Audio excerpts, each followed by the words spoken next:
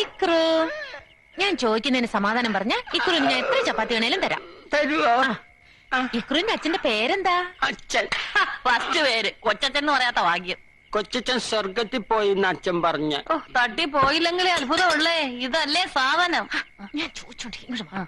അയ്യേ, ചീത്ത കുട്ടിയാവല്ലേ ഇങ്ങനെ. ഇക്രുവിന്റെ അമ്മയുടെ പേരെന്താ?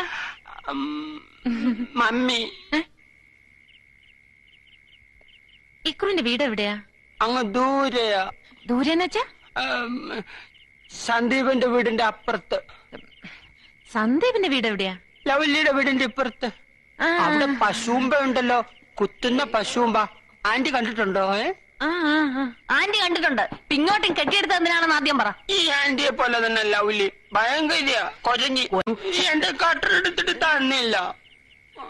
അതൊക്കെ പോട്ടെ, ഇക്രു എന്തിനാ ഇങ്ങോട്ട് വന്നേ?